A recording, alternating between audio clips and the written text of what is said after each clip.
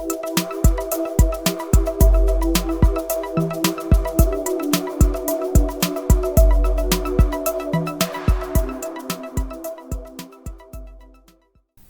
everyone and welcome back.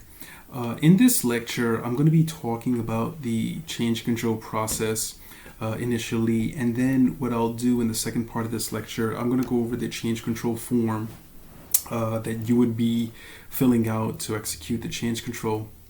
And to this first point here, some of the circumstances around the change control in this particular context would be, if it's in regards to your budgeting, you're going to need extra funding, or if you're going to be reducing funding, you're going to necessitate a change control. Now, I know you might be looking at reducing funding and kind of frowning there, but actually it's a good idea to actually reduce your budget. If you're over budget, and you definitely know that you're not going to be using those funds, it's a good idea to give it back to the organization via a change control, because the organization can take that money back and apply that money to a different investment within the same calendar year. So they can take your money, let's say for example, if you're not going to be using $200,000 out of a $2 million budget, that would be beneficial to the organization to take that $200,000, and they can probably reinvest that into multiple smaller projects or a medium-sized project. So that's what you want to do with a change control for a situation where you need to reduce funding. Another reason why you want to submit it when you're reducing funding is because your SPI or CPI calculations that we discussed before in a previous lecture, those particular calculations might be thrown off by your over budget. So your project is going to be trending to be underperforming and under budget during its duration. So you definitely want to give back any major source of extra funding, or in a situation where you need extra funding. Those are the two situations mainly when you submit a budget change control.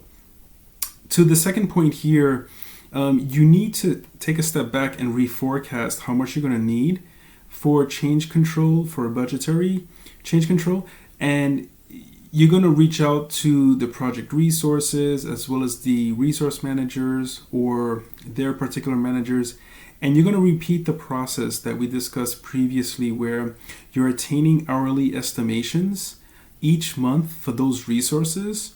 And then to the second point here, you want to take those hourly estimates and then you want to convert it to actual dollar values via country rates. So it's a repetitive process from before, but one that you need to do to estimate how much extra money you're going to need based on how many resources need extra time on the project. Now, the same thing applies to the vendor here on this third point, where if the vendor schedule changes, you may need an SOW addendum or alteration to update accordingly.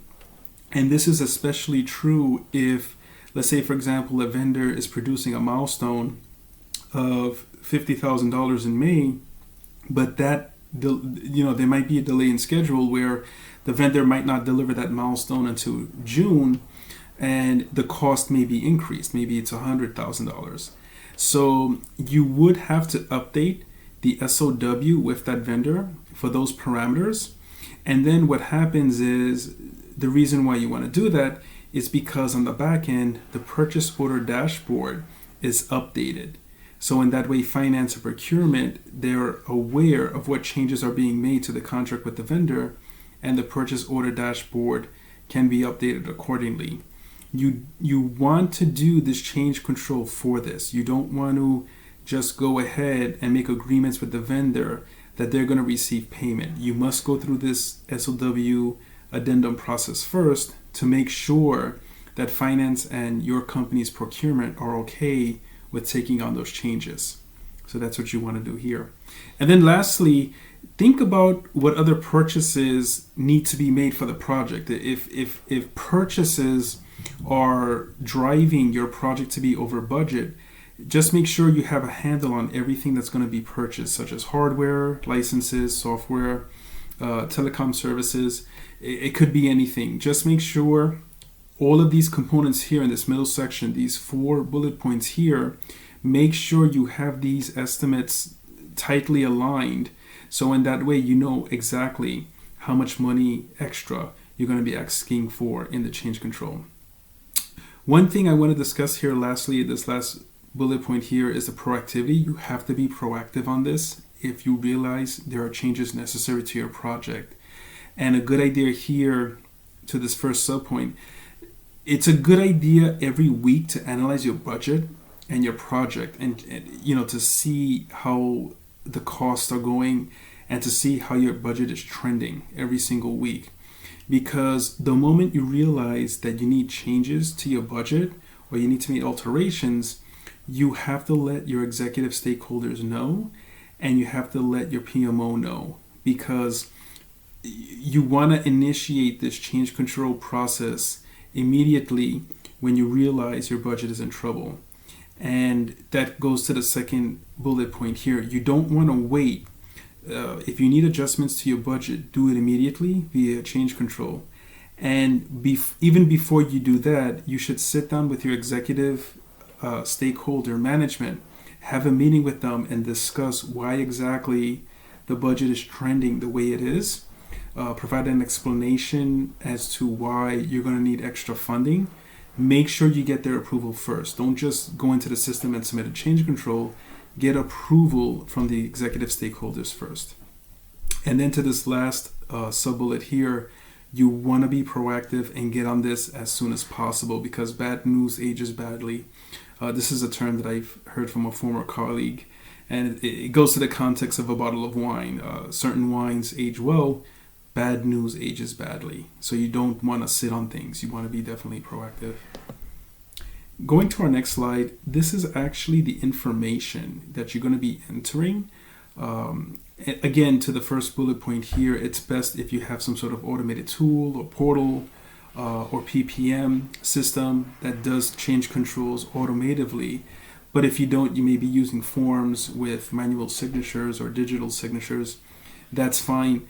But to this second bullet point here, typically in my experience, the information that's on change controls is some of the obvious ones like project name, or if your company leverages some sort of ID, you're going to have that. Of course, you'll have the project manager. Third sub-bullet here is what exactly is changing. Is it the scope that's changing? Again, this is a previous conversation with executive stakeholders. You have to confirm that they're on board with the scope changing. If that's the case, you need to submit a change control.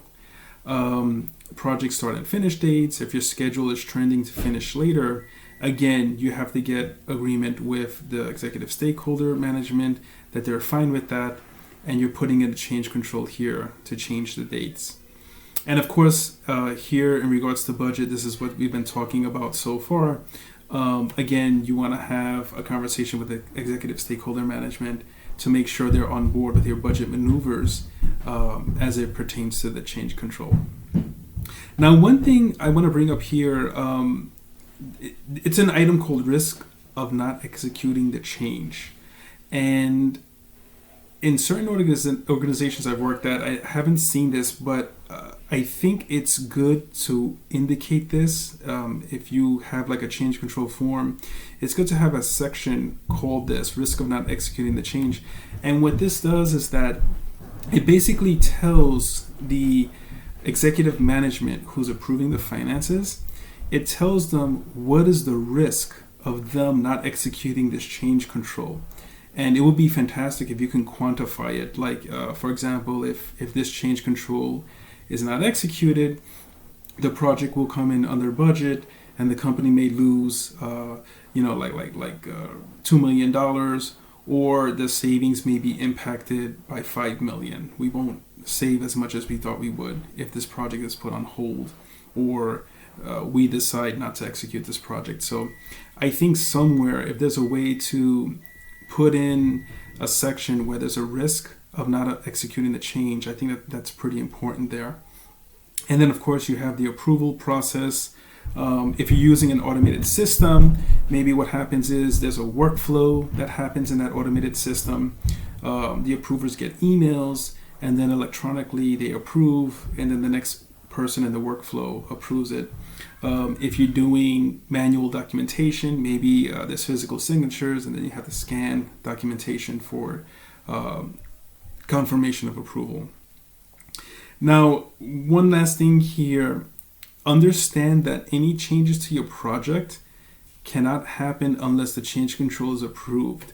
So the lectures that we spoke about before, where we spoke about reforecasting and budgeting monthly, you cannot do any of that unless the change control is approved formally. Now, what you can do is that you can do it informally, like let's say, for example, on an Excel sheet that's offline. You can do your financial analysis there, assuming that this change control will be approved. Then in that way, when it comes time to formally enter your numbers into the automated system, you would have done your analysis already, and there's less work there.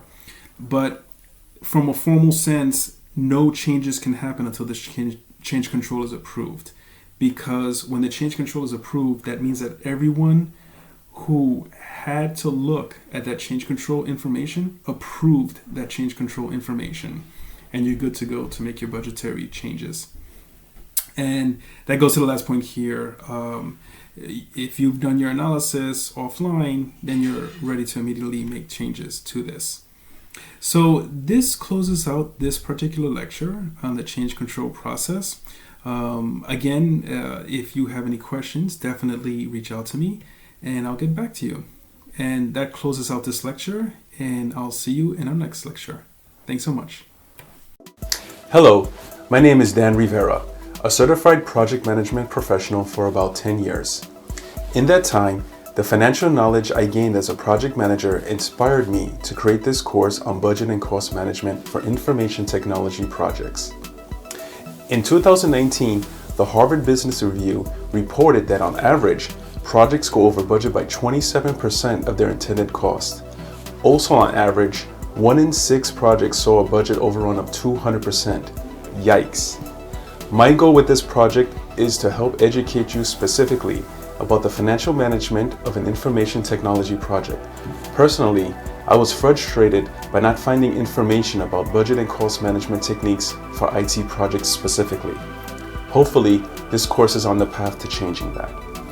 During this course, we'll leverage a sample project to help understand the content of budget and cost management procedures. What I want to do here is present you with the core budget and cost management details that are necessary to successfully manage your project to completion. This includes if there are any changes necessary to your budget or cost plan during the execution of your project. Don't become another statistic of the Harvard Business Review. Register today.